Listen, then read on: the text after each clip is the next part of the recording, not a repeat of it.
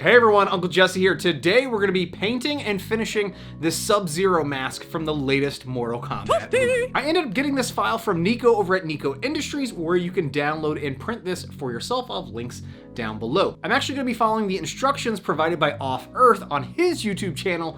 If you haven't already seen it, you need to. I'll have links to his YouTube channel. He makes some beautiful printed and painted replica props. I'm a little bit jealous there. But he released a video detailing exactly how he wanted to finish off his Sub-Zero mask. This is going to be slightly different than the one that he printed and painted, but the end results should look very similar. I should also mention that I was able to print this on the Elegoo Saturn all in one piece, and I printed it in Elegoo's transparent resin with a little bit of blue pigment added to it. So let me jump in here real quick and mention, as you probably saw from the thumbnail of the video, I'm not limiting this to just a Sub-Zero mask. I also went off and 3D printed this Doctor Doom mask from Nikko Industries. And unfortunately, or maybe fortunately, the print actually failed. And I believe the print partially failed because I didn't provide enough supports around the perimeter of the mask. I also had hollowed it out and didn't include enough air vent holes throughout some of those sections where it might have been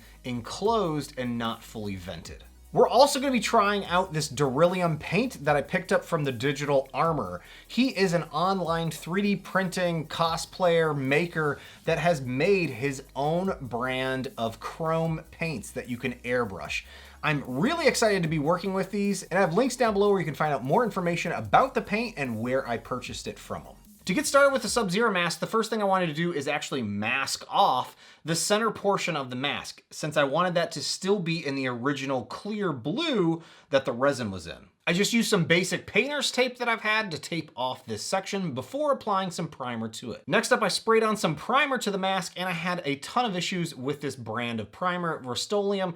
I typically never run into issues with this, and it was a darker primer. I think I just ended up with a bad container, but I ended up just powering through it, and it all turned out okay. And since we're following Off Earth's instructions through his video, he recommends that you lay down some glossy black paint before applying any of your Duralumin or really any of the chrome paints that you're going to be working with. A glossy base is going to help those metallics really pop. So I decided to airbrush on some alclad paints, and of course I ended up spilling it and making a big mess. After I cleaned it up, I ended up airbrushing it on, and it looks okay. It's not as glossy as I was hoping, but I think it'll do the job. And now it's time to bust out the Duralumin, and this time we're going to be using the So Shiny, So Chrome version of Duralumin. This is the base Duralumin option here. I'm also using an airbrush for this, just like Off Earth did for his video, and I'm using his recommended 30 PSI. I'm applying low pressure to the airbrush and continuously moving all around the print until it's coated with the chrome. Also went back through and did a few coats of this until I got a nice glossy metallic look. I decided I wasn't entirely satisfied with the Mortal Kombat Sub-Zero mask, so I decided I'd apply some Rust-Oleum glossy black spray paint that I picked up from AutoZone. Followed the recommended instructions by applying one light coat followed up by one wet coat. Now this is looking much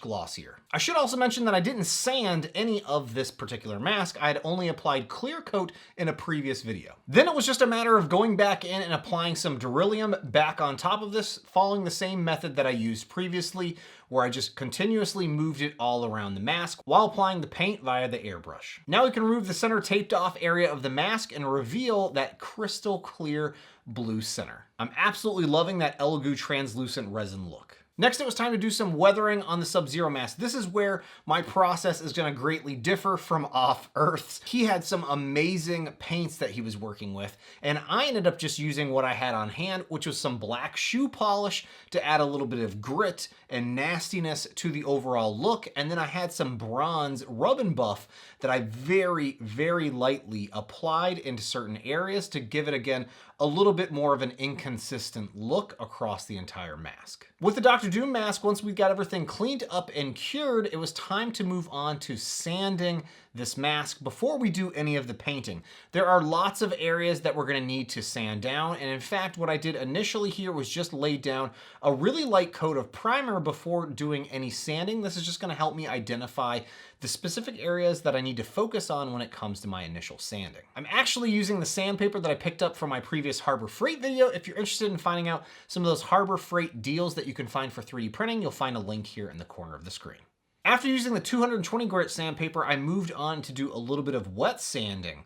This is where you apply a little bit of water with your sandpaper, and it makes your process of just smoothing out your prints so much easier, and it helps knock down any of the dust particles that you're going to be dealing with. Obviously, it's best to be working somewhere outside since you're potentially going to be making a bit of a mess with this. I ended up working all the way up to 1200 grit sandpaper using the wet sanding method. After that was done, it was time to apply another round of primer before we move on to the glossy black paint. Instead of using that all-clad glossy black paint with the airbrush, I again went with this Rust-Oleum glossy automotive spray paint. And again, it gave it that really nice glossy look that I was going for before we apply the Duralumen Tough. I ended up letting that mask sit outside in the sun for about 6 hours before we moved on to using the airbrush with the Duralumen Tough. Similar to the original Duralumen, I ended up going with 30 PSI. None of the Duralumen paints need to be thinned as well. They're already crazy thin and apply really smooth as long as you're applying really light pressure and moving continuously over your prints.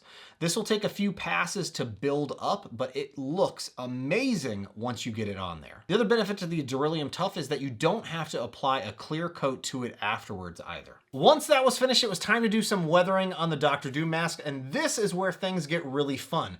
Since there's that big gash in the front of the mask, I figured it was time to break out some electronic components that I have here laying around my workshop. So I took an old memory stick, an old piece of RAM there, and cut it up with some 10 snips and just tried to mangle it together using some super glue and position things into place.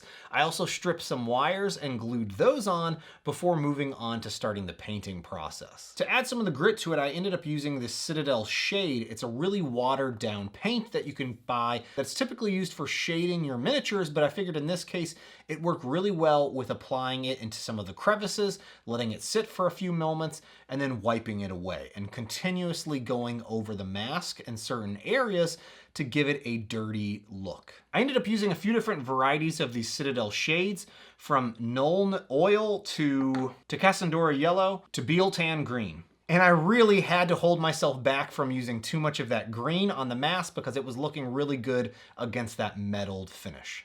I also made sure to apply some of those paints to the wires and other components around the mask. I then used one of the metallic markers that I picked up from my dollar store video that you could find a link in the corner if you haven't seen that one already.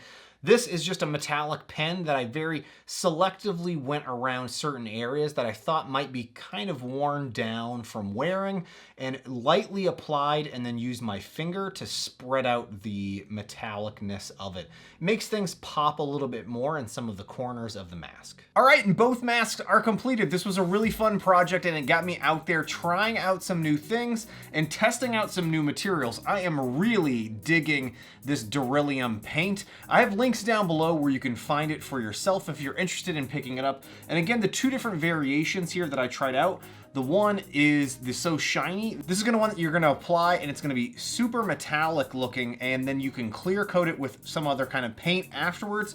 Or you can buy the Duralumen Tough. This is already pre-coated there so that you don't have to apply any sort of clear coat on top of the actual paint. And I'm loving the results that I'm seeing from both of them, especially after doing a good bit of weathering. I do need to mention a huge thank you and shout out to Off Earth. I have links to his channel and account where you can see more of his videos. He does some amazing painting tutorials, and in fact, he just published a new video detailing the painting of a lightsaber from the latest Star Wars game. Again, a ton of amazing tips that you can pick up from his videos, all about 3D printing and painting your replica props. So with the Sub-Zero mask, I actually still haven't put the straps on here yet. I'm not quite sure how I want to wear this. I wasn't sure if I wanted to put down fabric like Off Earth did in his video, or just leave it as is so that I can actually wear a black face mask underneath it.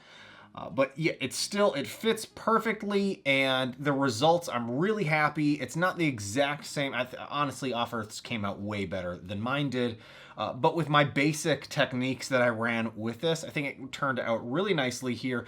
The Elegoo Clear, this translucent resin, I'm loving how that looks in contrast against the darker paints here, the metallics there. Just helps everything pop right there in the center. And all I did to get that crystal clear blue look was add a little bit of blue ink to the translucent resin and then printed it. And it looks fantastic. The one I'm most impressed with is the Doctor Doom mask. This is a great example of how you can take a failed print and repurpose it for something else. the battle damaged effect, I couldn't plan this better myself. It looks like Wolverine straight up took his claws to the mask and took some big slashes at it and gouged out this big portion here. Again, just use some electronics wire there and an old, I think it was like some really old RAM I had laying around there. So cut that up and I glued everything on to the back of this and then just added an elastic strap to the back. I really just need a good green hood at this point. I also want to say thank you to Elegoo for sponsoring today's video. I ended up using the Elegoo Saturn to print both of the files that I'm showing off in today's video, and I used their translucent resin as well as their ABS-like gray resin, which is one of my go-to favorites. I absolutely love Elegoo's resin 3D printers, and the Elegoo Neptune 2, their FDM 3D printer, has slowly becoming more available over on Amazon. Again, you'll find links down below to all of the Elegoo products that I've featured in today's video, and I want to say thank you again to Elegoo for sponsoring today's video. Thank you to all of you out there that have recently become patrons or are longtime patrons, supporters here. I honestly couldn't do all this without your support, and it is so appreciative. If you're interested in finding out more about my Patreon and how you can support me in making videos here on the channel and all sorts of other random stuff that I'm making, you can find links down below. All right, well, hopefully you enjoyed today's video. Let me know in the comments what you thought of this repurposed print failure that turned into this ridiculously cool battle damaged Doctor Doom mask. And leave me some comments down below if you think Nikko over at Nikko Industries, who made the original file here, should make a battle damaged version that you can print for yourself. Hey, thanks so much for watching, you guys, and I'll see you next time. Bye now.